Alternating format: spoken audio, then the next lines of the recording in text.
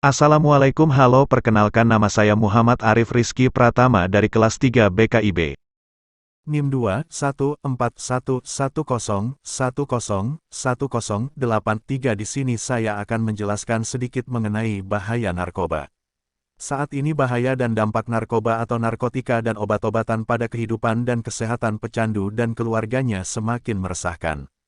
Bagai dua sisi mata uang, narkoba menjadi zat yang bisa memberikan manfaat dan juga merusak kesehatan.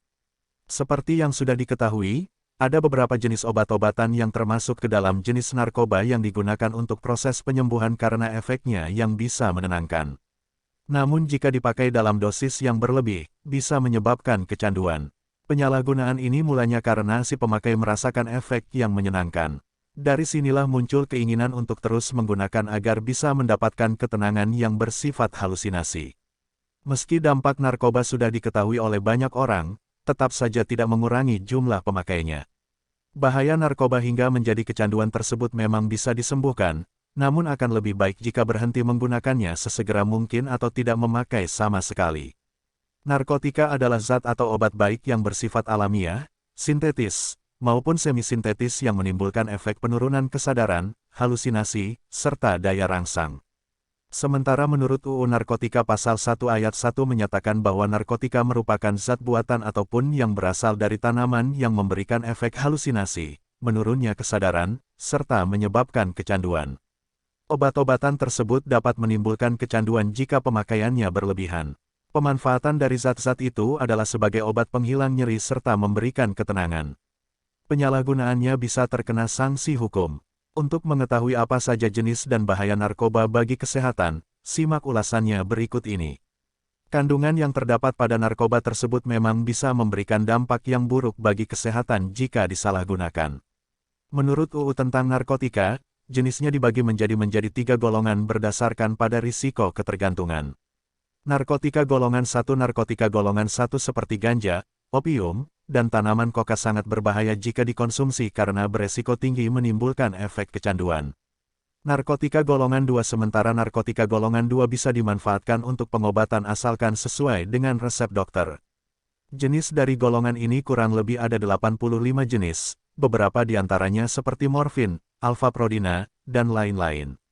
Golongan 2 juga berpotensi tinggi menimbulkan ketergantungan.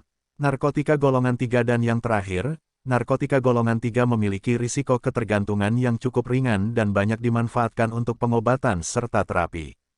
Seperti yang sudah disebutkan di atas, ada beberapa jenis narkoba yang bisa didapatkan secara alami namun ada juga yang dibuat melalui proses kimia.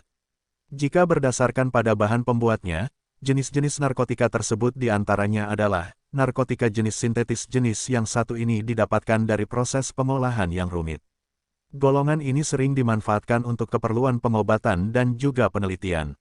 Contoh dari narkotika yang bersifat sintetis seperti amfetamin, metadon, deksamfetamin, dan sebagainya. Narkotika jenis semi-sintetis pengolahan menggunakan bahan utama berupa narkotika alami yang kemudian diisolasi dengan cara diekstraksi atau memakai proses lainnya. Contohnya adalah morfin, heroin, kodein, dan lain-lain. Narkotika jenis alami ganja dan koka menjadi contoh dari narkotika yang bersifat alami dan langsung bisa digunakan melalui proses sederhana. Karena kandungannya yang masih kuat, zat tersebut tidak diperbolehkan untuk dijadikan obat. Bahaya narkoba ini sangat tinggi dan bisa menyebabkan dampak buruk bagi kesehatan jika disalahgunakan. Salah satu akibat fatalnya adalah kematian. Peredaran dan dampak narkoba saat ini sudah sangat meresahkan. Mudahnya, mendapat bahan berbahaya tersebut membuat penggunanya semakin meningkat. Tak kenal jenis kelamin dan usia, semua orang berisiko mengalami kecanduan jika sudah mencicipi zat berbahaya ini. Meski ada beberapa jenis yang diperbolehkan dipakai untuk keperluan pengobatan, namun tetap saja harus mendapatkan pengawasan ketat dari dokter. Ada banyak bahaya narkoba bagi hidup dan kesehatan, di antaranya adalah dehidrasi. Penyalahgunaan zat tersebut bisa menyebabkan keseimbangan elektrolit berkurang. Akibatnya badan kekurangan cairan. Jika efek ini terus terjadi, tubuh akan kejang-kejang, muncul halusinasi, perilaku lebih agresif, dan rasa sesak pada bagian dada. Jangka panjang dari dampak dehidrasi ini dapat menyebabkan kerusakan pada otak. Halusinasi menjadi salah satu efek yang sering dialami oleh pengguna narkoba seperti ganja. Tidak hanya itu saja, dalam dosis berlebih juga bisa menyebabkan muntah, mual, rasa takut yang berlebih, serta gangguan kecemasan. Apabila pemakaian berlangsung lama, bisa mengakibatkan dampak yang lebih buruk seperti gangguan mental, depresi, serta kecemasan terus-menerus. Menurunnya tingkat kesadaran pemakai yang menggunakan obat-obatan tersebut dalam dosis yang berlebih, efeknya justru membuat tubuh terlalu rileks sehingga kesadaran berkurang drastis. Beberapa kasus si pemakai tidur terus dan tidak bangun-bangun. Hilangnya kesadaran tersebut membuat koordinasi tubuh terganggu, sering bingung, dan terjadi perubahan perilaku. Dampak narkoba yang cukup berisiko tinggi adalah hilangnya ingatan sehingga sulit mengenali lingkungan sekitar. Kematian dampak narkoba yang paling buruk terjadi jika si pemakai menggunakan obat-obatan tersebut dalam dosis yang tinggi atau yang dikenal dengan overdosis. Pemakaian sabu-sabu, opium, dan kokain bisa menyebabkan tubuh kejang-kejang dan jika dibiarkan dapat menimbulkan kematian. Inilah akibat fatal yang harus dihadapi jika sampai kecanduan narkotika, nyawa menjadi taruhannya.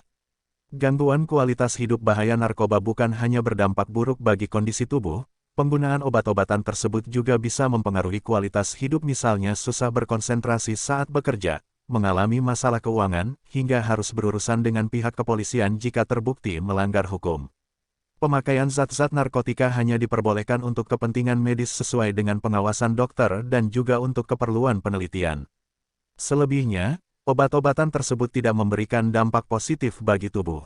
Yang ada, kualitas hidup menjadi terganggu, relasi dengan keluarga kacau, kesehatan menurun, dan yang paling buruk adalah menyebabkan kematian. Karena itu, jangan coba-coba memakai barang berbahaya tersebut karena resikonya sangat tinggi bagi hidup dan kesehatan.